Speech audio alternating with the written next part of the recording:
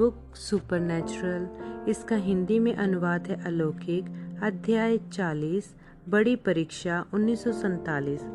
1947 के नवंबर में विलियम ब्रनम ने प्रशांत महासागर के उत्तरी पश्चिमी इलाके की यात्रा वैनकूवर, ब्रिटिश कोलंबिया में 4 दिन की चंगाई सभा श्रृंखला से शुरू कर दी। स्थानीय सेवादारों का एक संयोग में आना इतनी ज्यादा तादाद में था जितना वैनकूवर ने डिनोमिनेशन वाले चर्चों के बीच आज तक कभी नहीं देखा था। प्रत्येक रात्रि वह विशाल सामाजिक श्रोता भवन अपनी पूरी हद तक ठसाठस भर जाता था। रात बरात होने वाली चंगाई सभाएं चकित कर देने वाली हुई। एक स्थानीय सुसमाचार प्रचारक अर्न बैक्स्टर इतना ज्यादा प्रभावित हो गए कि उन्होंने जैक मूर और गार्डन लिंडसे की तरह अपने सारे पूर्व निर्धारित कार्यक्रम स्थगित कर दिए ताकि शहर ब शहर ब्रैनम सभा श्रृंखलाओं में साथ साथ चल सके। बिल का अगला पड़ाव था पोर्टलैंड, ओरेगन। जिस तरह वैनकूवर में हुआ था, सैकड़ों स्थानीय सेवादार संयोग में आए ताकि पोर्टलैंड की सभाएं भी सफल हो जाएं। पहली रात को 7000 लोग श्रोता भवन के दरवाजों से अंदर दाखिल हुए, इससे पहले कि नगर अग्निशमन मार्शल ने दरवाजों को बंद करने का हुक्म न कर दिया। हजारों लोग फिर भी बाहर ही खड़े रहे थे। बिल की पोर्टलैंड सभा श्रृंखलाओं की तीसरी रात को शैतान ने उन्हें नाश करने की कोशिश की। गॉर्डन लिंडसे ने सबकी अगुवाई की। बिल के विषय गीत को गाने में केवल विश्वास करो, केवल विश्वास करो, हर चीज संभव है, केवल विश्वास करो। जबकि बिल निकलकर मंच पर चलते हुए पहुंचे, श्रोताओं का अभिवादन करने के बाद बिल ने उन्हें प्रोत्साहित किया कि वे चंगाई और आश्चर्य कर्मों के लिए खुदा पर विश्वास करें। जबकि वह बोल ही रहे थे, उन्होंने ध्यान दिया कि एक विशाल आदमी स्लेटी सूट पहना हुआ बड़ी तेजी से उनकी ओर चला आ रहा है, बैठने की कतारों के बीचों बीच के रास्ते से होकर आगे की ओर।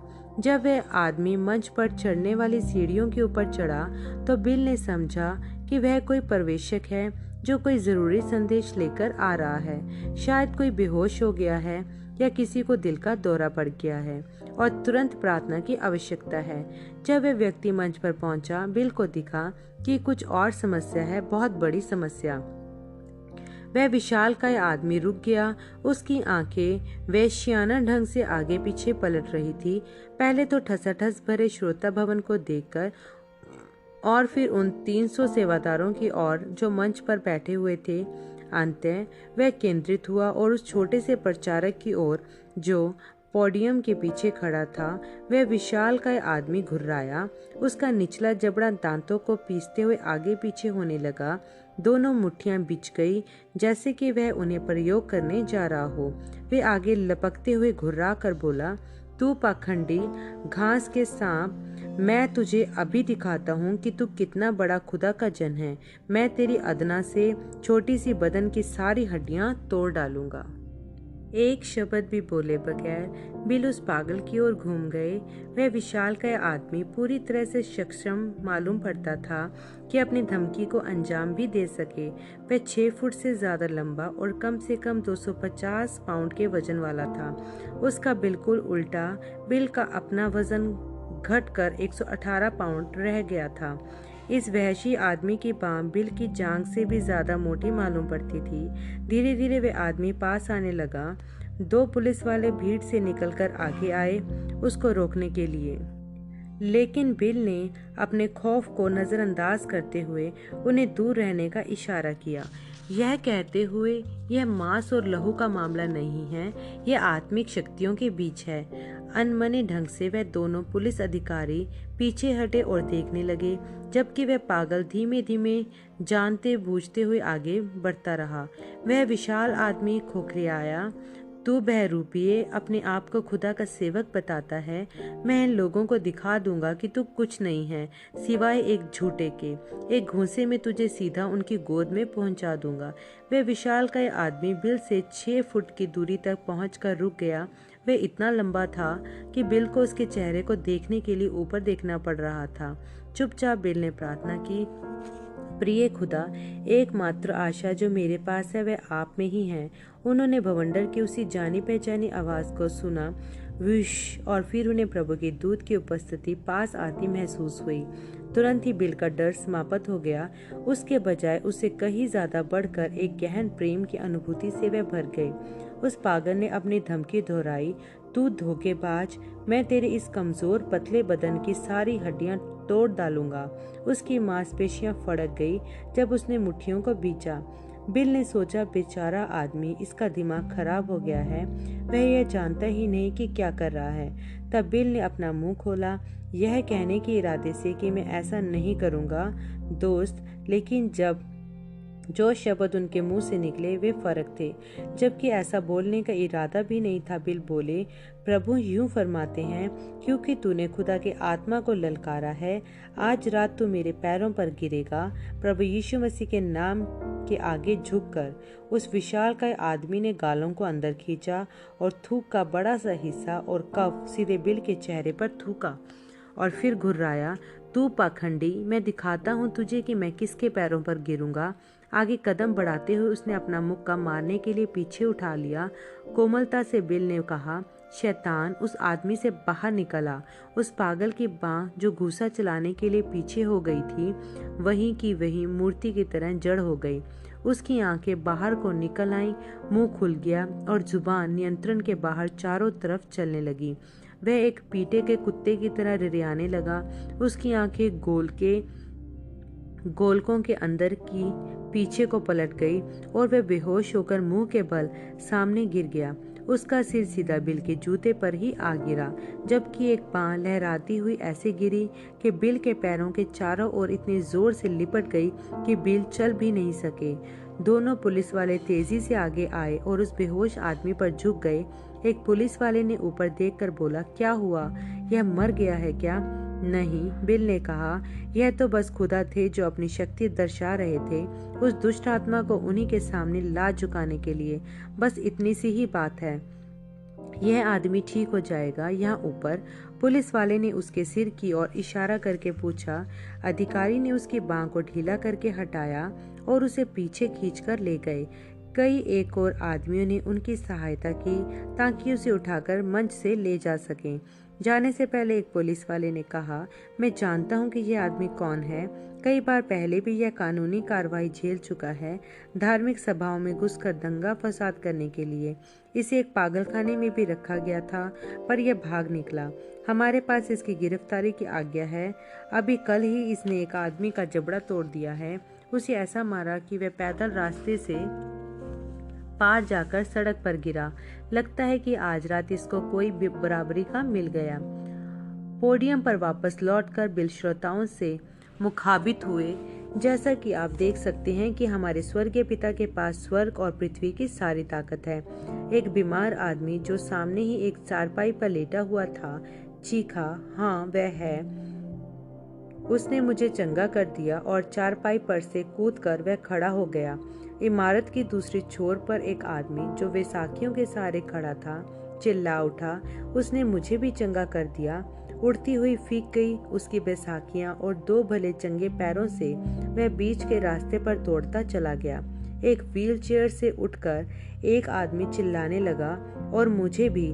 वहां से फिर खुदा की सामर्थ पूरे भवन में लहर की तरह दहकती चली गई, प्रत्येक उस हृदय को छूते हुए जो विश्वास में उठ सका था कि सर्व सामर्थ्य के प्रतीति कर सके, चंगाई या फिर एक चमत्कार के लिए। प्रशांत महासागर के उत्तर पश्चिमी हिस्से में बिल की भवंडरसरी की यात्रा समाप्त हुई। एशलैंड, ओरेगन में शुरू होने के 15 दिन बाद गार्डन लिंडसे ने इसके विषय में लिखा, यह कहते हुए, सभाओं के 14 दिनों में बहुत ही कम मात्रा में अखबारों के द्वारा विज्ञापित किए हुए कोई 70,000 लोगों ने चंगाई का सुसमाचार सुना और कम से कम 1000 इनमें से सेवादार थे।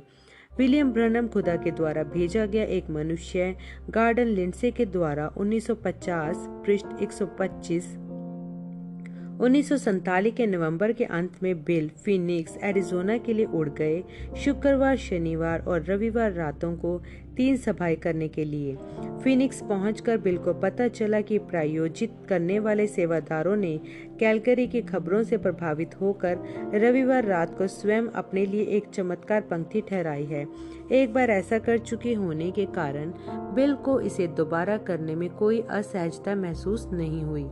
शुक्रवार रात की सभा के शुरू होने से 1 घंटा पहले बिल मंच के पीछे एक कमरे में प्रार्थना कर रहे थे जब अचानक प्रभु का दूत प्रकट हुआ। हमेशा की तरह स्वर्गदूत की बाहें आपस में सिमटी हुई थी सीने के सामने और उसके ऊपर वही अलौकिक अग्नि चक्रवात में घूम रहा था। स्वर्गदूत ना तो हिला और ना ही कुछ बोला। उसका चेहरा सख्त दिखाई पड़ रहा था, लेकिन इस बार उसकी भ्रुकुटी तनी हुई थी और वह क्रोधपूर्ण ढंग से घूर रहा था। चौंक कर बिल भयातुर होकर चीख पड़े, जबकि वे फर्श पर मुंह के बल गिरे।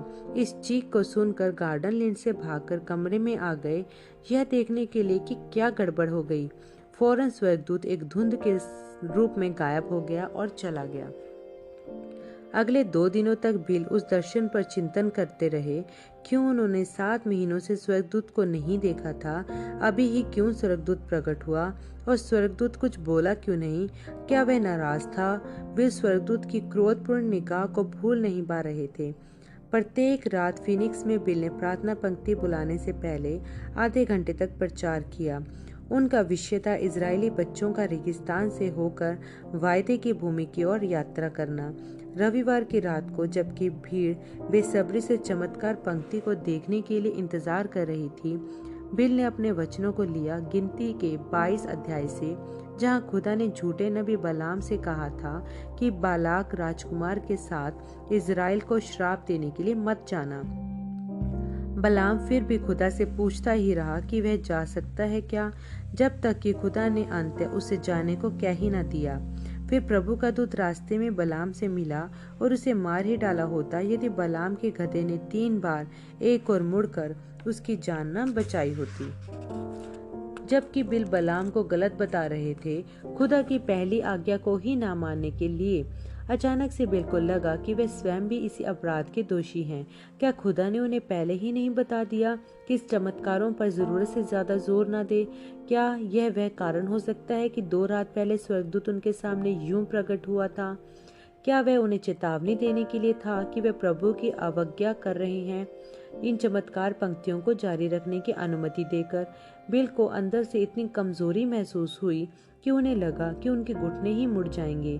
पुलपिट को थामकर उन्होंने अपने सरमन को जारी रखने का प्रयास किया, लेकिन उनके अपराध बोध ने उन्हें इतनी बुरी तरह कचोट दिया कि उन्हें रुकना पड़ा। जबकि चमत्कार पंक्ति चर्च में बैठने वाले हिस्सों के एक और बननी शुरू हुई, बिल चुपचाप प्रार्थना करने लगे।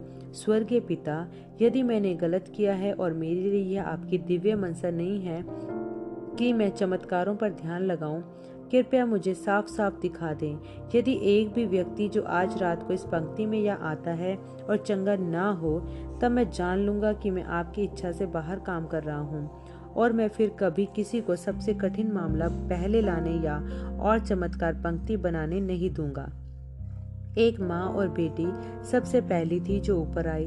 बिल ने छोटी लड़की से पूछा कि वह कहाँ रहती है, लेकिन उसने उत्तर नहीं दिया। उसे ठीक से सुनाई नहीं देता है, माँ ने बताया, इसीलिए मैं उसे आज रात को यहाँ लाई हूँ। अपनी आवाज ऊंची करके बिल ने लड़की से पूछा कि वह कहाँ रहती है। इस बार लड़की ने उत्तर दिया, कैलिफोर्निया। लड़की का दायां हाथ पकड़कर बिल ने महसूस किया कंपनों को अपने बाएं हाथ में गुदगुदाते हुए। या तो कोई संक्रमण था जिसने कान का पर्दा फाड़ दिया था, या फिर कोई बढ़त है जो कि कान के कार्य में बाधा डाल रही है, क्योंकि कंपन यह दर्शाते थे कि किसी न किसी तरह से यह दुष्ट आत्मिक जीवन है जो इस परेशानी को पैदा कर रहा है। जब बिल ने यीशु मसीह के नाम में दुष्ट आत्माओं को डांटा, कंपन बंद हो गया। उसका हाथ छोड़कर बिल ने कहा, बच्ची चंगी हो गई है। फिर उन्होंने उससे बात करने की कोशिश की। उसने कोई उत्तर न दिया। यह अजीब बात थी। बिल ने अपनी आवाज को ऊंचा किया, लेकिन कोई प्रतिक्रिया नहीं मिली। उन्हें अपने हाथों से 3 बार ताली बजानी पड़ी, 3 बार, इससे पहले कि अंततः उसने हाँ में अपना सिर हिलाया कि वह उन्हें सुन पा रही है। बजाय बेहतर सुन पाने के ऐसा लगता था कि उसकी सुनने की शक्ति बजाय बेहतर होने के और खराब हो गई थी। सतर्क होकर बिल ने दोबारा उसका हाथ पकड़ा।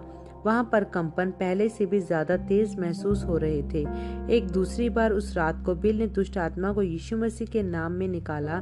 ऐसा महसूस हुआ कि वह ज्यादा अनिच्छापूर्ण ढंग से कई इस बार, लेकिन बिल जानते थे कि वह चली गई है, क्योंकि उनके हाथ में आई सूजन समाप्त हो गई थी और कंपन रुक गए थे।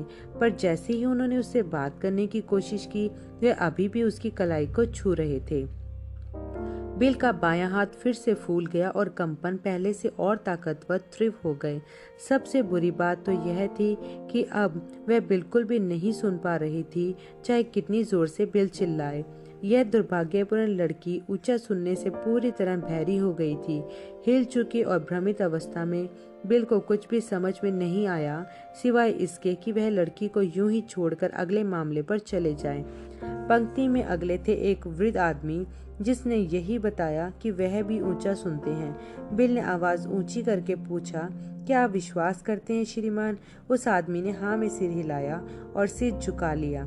बिल ने उस आदमी के हाथ को पकड़ा। वहां पर कोई कंपन नहीं थे, जिसका मतलब यह था कि उसकी समस्या किसी दुष्ट आत्मा के कारण नहीं थी, संभवतः क्षीण तंत्रिकाओं के कारण था।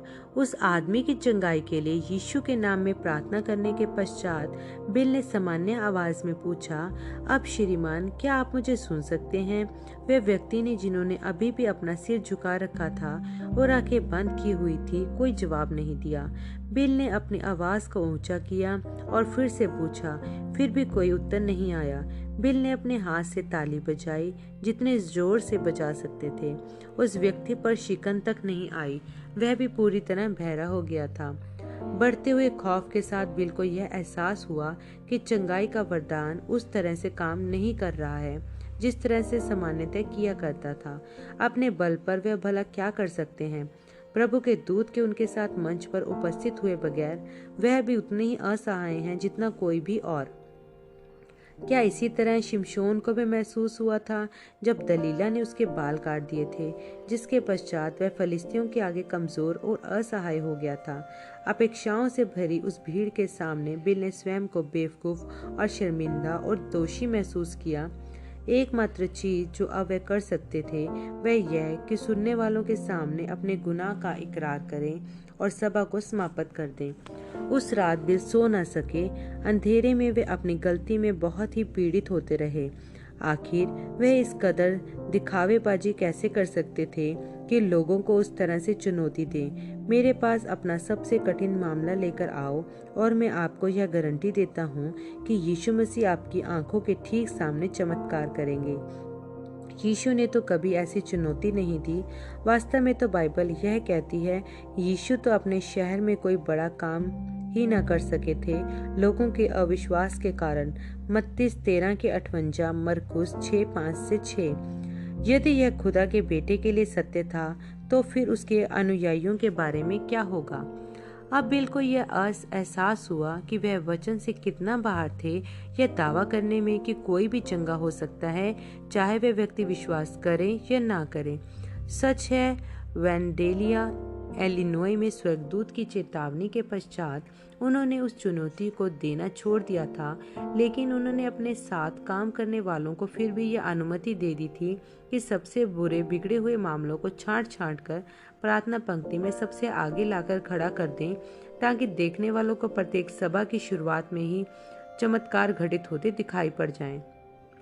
उन्होंने उन्हें यह कहलाने वाला चमत्कार पंक्ति लगाने की अनुमति भी दे दी थी।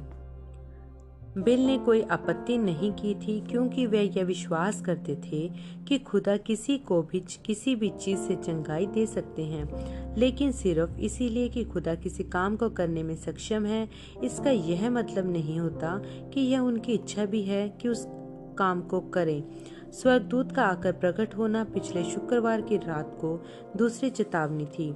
बिल ने बलाम की इतनी बदसरना की थी और पूरे समय वह स्वयं ही बलाम के जूतों पर खड़े थे। बलाम ने खुदा की अवज्ञा की थी धन के लिए उसकी प्रतीक के कारण। बिल के मामले में वे जानते थे कि यह धन का लोभ नहीं है जिसने उन्हें बहकाकर अवज्ञा करवाई थी, यह लोगों के लिए उनकी सहानुभूति थी। फिर भी चाहे जो भी वजह रही हो, प्रभु की आज्ञा की अवहेलना करना हमेशा ही गलत है। सुबह धुंधलाई हुई सी आंखों और हतोत्साहित दिल के साथ बिल ने लॉन्ग बीच कैलिफोर्निया में अपने अगले अनुबंध के लिए जहाज पकड़ा। उनके विचार अभी भी पीड़ित कर रहे थे और यह दिख भी रहा था। विमान परिचिका बीच के रास्ते से चलती हुई उनके पास आई और पूछा, क्या बात है श्रीमान? वे उसे बता नहीं सकते थे वह क्या समझ पाती भला, क्योंकि वे प्रभु की आज्ञा मानने में असफल हो गए थे। बिल अब इस बात की चिंता में थे कि खुदा ने चंगाई का वरदान उनसे वापस ले लिया है। जब बिल का जहाज लॉन्ग बीच कैलिफोर्निया में उतरा, कई सारे सेवादार लोग उन्हें वहां से उनके होटल के कमरे में ले गए। इन लोगों को ज्यादा समय नहीं लगा उनकी निराशा को भांपने में। बिल ने उनसे अपने सहने से बाहर बोझ और चिंता को साझा किया। इनमें से एक सेवादार थे अर्न बैक्स्टर, जिन्होंने अपने आप को एक अजीब स्थिति में पाया कि वे एक ऐसे आदमी को प्रोत्साहित करें जिसे देखने के लिए वे स्वयं इतनी दूर से आए थे। भाई ब्रनम, मैं आपको सुनिश्चित कर सकता हूँ कि चंगाई का वरदान आपसे चला नहीं गया है। रोमियो 11:29 कहता है कि खुदा का वरदान और बुलाहट पश्चाताप के बगैर ही होते हैं, जिसका मतलब है कि वह आपके कामों पर आधारित नहीं होते हैं। खुदा अपने वरदानों में झूठे हो जाएंगे। यदि उन्होंने आपसे वह वरदान ले लिया तो वे आपको छोड़ नहीं सकता है। शिमशोन सारी रात एक वेश्या के साथ सोया, लेकिन उसकी सामर्थ उसे छोड़कर चली नहीं गई थी। अगली सुबह उठकर उसने नगर के फाटकों को उखाड़ डाला था और उठाकर उन्हें एक पहाड़ की चोटी पर ले जाकर रख दिया था। न्यायों 16:1-3। और यहाँ तक कि फिलिस्तीनियों ने शिमशोन के बाल काट दिए थे और उसकी सामर्थ उसे छोड़कर एक समय अंतराल के लिए चली गई थी। उसके बाल फिर से बढ़ गए थे और उसकी सामर्थ भी लौट आई थी। न्यायों 16:16-30। याद कीजिए कैसे मूसा ने चट्टान पर लाठी दे मारी थी, जबकि खुदा ने उससे कहा था कि बस उससे बात करना। पानी फिर भी उसी तरह से बह निकला था। गिनती 20 की 7 से 13। भाई ब्रनम, जो भी गलतियां आप कर बैठे हो, खुदा उनके लिए आपसे व्यक्तिगत रीति से निपटेगा, लेकिन चंगाई का वरदान अभी भी वही है। बैक्स्टर का तर्क अच्छा मालूम पड़ता था, लेकिन किसी कारणवश बिल को यह विश्वास करने में समस्या हो रही थी कि वह उन पर लागू होता है। वे इतना खालीपन, इतना अकेलापन महसूस कर रहे थे, जैसे कि उन्हें खुदा के द्वारा पूर्णतः छोड़ दिया गया हो। यह धरती पर ही नरक सा प्रतीत होता था। क्या हो कि चंगाई का वरदान उन्हें हमेशा के लिए ही छोड़ गया हो। वे कैसे इसे सहन करेंगे? वह कैसे जिएंगे, यह जानकर कि उन्होंने खुदा को इतनी बुरी तरह से असफल कर डाला है। केवल मात्र एक ही तरीका था यह जानने का कि वह बर्बाद हो चुके हैं या नहीं, और वह था कि अगली चंगाई सभा को करके देखा जाए जैसे वह रखी गई है उसी तरह। लॉन्ग बीच की सभाएं निर्धारित थी बुधवार 3 दिसंबर से शुरू होने के लिए और लगातार 3 रातों को होने के लिए। बुधवार रात को बिल ने चर्च में कलीसिया को समझाया कि किस तरह उन्होंने प्रभु की अवज्ञा की है चंगाई से ज्यादा चमत्कारों पर जोर देने के द्वारा। उन्होंने उनको बताया कि वह निश्चित नहीं है कि चंगाई का वरदान अभी भी उनके साथ है या नहीं, लेकिन जल्दी ही वे इसका पता लगा लेंगे। जब वे प्रार्थना पंक्ति को बुला रहे थे, पसीना उनके हथेलियों पर आ गया था, उनके कॉलर भीग गए थे और उनके पेट में बल पड़ गए थे। एक औरत एक 10 साल की लड़की को अपने साथ लिए हुए आई। बिल की नाड़ियां पूर्वानुमान के कारण तनावग्रस्त हो गई थी। जब उन्होंने लड़की का दाहिना हाथ अपने बाएं हाथ में लिया, कंपन बड़ी तीव्रता और स्पष्टता के साथ उन्हें लगे, जिससे उनका हाथ और बांह सुन्न सा हो गए, जैसे कम एम्पलीफायर का बिजली का धारा प्रवाह उनके बांह में झुरझुरा रहा हो, सीधे उनके सीने से होकर उनके दिल तक पहुंचता हुआ। उन्हें तसल्ली हुई कि कम से कम वरदान का इतना हिस्सा तो काम कर रहा है। सवाल अभी बाकी था, क्या खुदा इस जरूरतमंद लड़की के लिए बिल की प्रार्थना का सम्मान करेंगे? उन्होंने सफेद उभारों की बनावट को ध्यान से देखा जो उनके सूजे हुए हाथ के पिछली ओर प्रकट हो गए थे। यह लड़की बहरी और गूंगी दोनों है। उन्होंने बोला, और इसे तपेदिक भी है। सब लोग अपने सिरों को झुका लीजिए और मेरे साथ प्रार्थना कीजिए। कोमलता के साथ बिल ने प्रार्थना की, प्रिय यीशु, मुझे मेरी बेवकूफ़ी के लिए क्षमा कीजिए। कृपया मेरी गलतियों को इस नन्ही लड़की की चंगाई के आड़े न आने दें। फिर अपनी पूरी हिम्मत को जुटाकर उन्होंने घोषित किया, हे बहरी और गूंगी आत्मा, तपेदिक की दुष्ट आत्मा यीशु मसीह के नाम में इस लड़की में से निकला। यह एक वास्तविक परीक्षा थी। बिल अपनी सांसों को थामे रहे। हाँ, यह हो रहा है। उनकी भारी तसल्ली आनंद का अनुभव हुआ कि कंपन थम गए और उनका सूजा हुआ हाथ वापस सामान्य हो गया। हालांकि वह जान गए थे कि तपेदिक अब जा चुका है, दर्शक यह नहीं देख सकते थे। सो बिल ने लड़की से पूछा, क्या तुम मुझे सुन सकती हो? उसकी आंखें उत्तेजना से फैल गई और वह जान गए कि वह सुन पा रही है। बिल ने धीमे से कहा, आमीन। उस लड़की ने उस आवाज को दोहराने का प्रयास किया, लेकिन वे ऐसा लगा जैसे आह आह आह। बिल ने तीखे स्वर में बोला, आमीन। उस लड़की ने फिर प्रयास किया, आह जी। बिल ने बोला, डैडी। उस लड़की ने होठों की बनावट को ऐसी ध्वनि के साथ दोहराया, ड्योडी। विश्वास ने श्रोताओं को ऐसा लपेट कर आगोश में ले लिया जैसे कि आग बेकाबू हो गई हो। अगले घंटों में चंगाइयां और चमत्कार भवन में हर जगह घटित हुए। गूंगे लोगों के एक स्थानीय स्कूल से एक शिक्षक 5 बच्चों को प्रार्थना पंक्ति में लेकर आया था जो बहरे और गूंगे ही पैदा हुए थे। सभी 5 बच्चों ने अपनी सुनने की शक्ति और आवाज पाई।